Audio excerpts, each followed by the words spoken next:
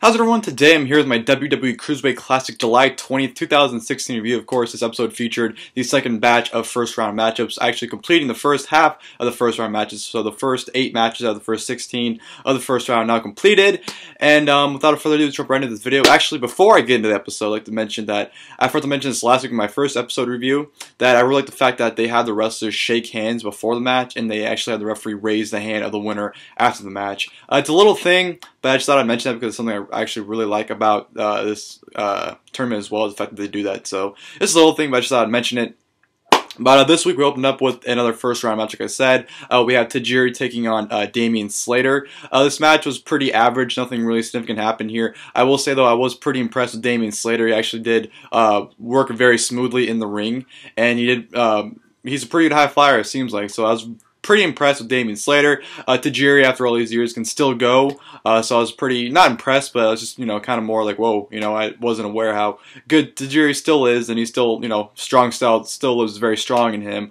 So I was impressed with Damian Slater, pretty impressed with the fact that Taijiri still has it. The match itself, like I said, was not all that great. It was just, a very decent match, nothing really too significant. Taijiri won with a buzzsaw kick to the head to Damian Slater to advance the second round. So, like I said, nothing really too good of a match there, but, I was impressed, so, pretty much that's the goal of these matches, to showcase these talents and to impress, or to have them impress people to, pretty much be like, well, look at this guy's pretty good, let's check him out some more often. So, I did their job there for Damian Slater, I thought so. Decent match. From there, we're going to another first round match, which was TJ Perkins versus the Mack. Actually, a very fun match here. The Mack actually very surprised me because, looking at him, I didn't think anything too much of him, but this guy's very charismatic, and he's very fun to watch in the ring. So the Mack, I was very, very impressed with, very entertained by him. And TJ Perkins, I've known him for years, and I just saw what I've always saw in him, and that's greatness. And he performed great here, and him, the Mack, had a very fun match, I thought. Of course, both men showcasing their high-flying abilities. Just very crisp maneuvers from TJ Perkins. He makes it look easy, and that's just not a saying. He honestly doesn't make it look easy. And like I said, the Mack was very impressive. I really liked his charismatic side. Showcasing his inner Michael Jackson. I like the where he'd just do like the little clap, like you do dancing kicks. I like little things like that, showing his charismatic side into his wrestling. So just a very fun match between TJ Perkins and the Mack. TJ Perkins got the victory with a knee bar. He was working on the Mack's left or right knee. I'm not sure which knee he was working on, but he was working on one of the knees throughout the match. And at the end, it cost him, so the Mack ends up tapping out. So TJ Perkins advances to the second round. Like I said, fun match. Very, very enjoyable. From there, I go to another first round match, which was Lince Dorado versus Mustafa Ali. Match of the night, in my opinion. This is another very fun match here. Lince Dorado he was awesome, and so was Mustafa Ali. Both guys has gelled very, very well together, I thought. Putting on a very fun cruiserweight type match, which this is a cruiserweight classic, but this is the type of match that I think really, back in the day, like in the 90s, this type of match that you'd see the cruiserweights have back in the day, was just a bunch of high-flying, innovative moves from both guys. That's what you got here, I thought. It's definitely from Lince Dorado. He did very, very well. So did Mustafa Ali. Actually busted out the Spanish Fly, or the flux capacitor from, that Kaz does, which looked very, very nice. I thought that was a really good move. And then, Lince Dorado just making high-flying look easy with, he did actually a very nice drop kick on the apron. It looked really nice, and did a very awesome moonsault. Or am I thinking of the Mack? Or I don't know. I'm getting some of the high-flying spots mixed up between this match and the previous match I just talked about. But there was a moonsault one of the matches that it was Lince Dorado, I believe, did it, where he did a moonsault and off the springboard off the middle rope onto the outside, went like halfway up the ramp with that moonsault. So that was great. And I believe Lince Dorado got the victory with a shooting star, I believe. Shooting star 450. I think it was a shooting star he won with, though. So, very, very fun match. This was a definition of a cruiserweight match, in my opinion. A very fun match, in my opinion.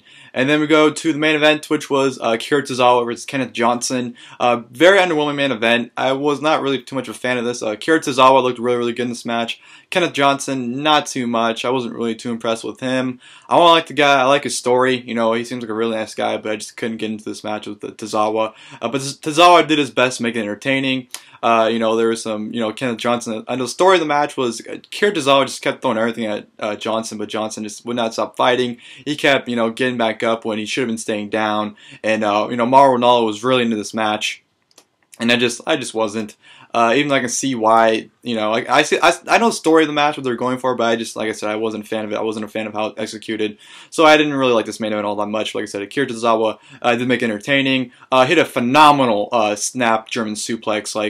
I forgot what Kenneth Johnson did. I think it was like some kind of crucifix pin, and Tozawa gets up and snaps, the way he wrapped around him and snapped him into a German like an instant. It was absolutely incredible.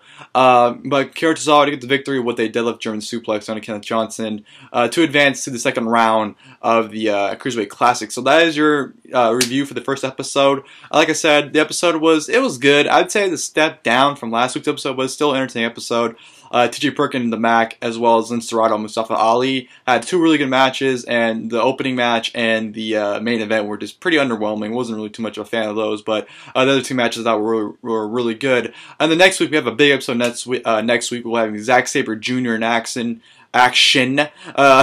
Also Drew Gulak, as well as Tony Nese and Brian Kendrick. So all four of those men will be in action next week. So it's a huge episode. That'll probably be the best episode so far next week.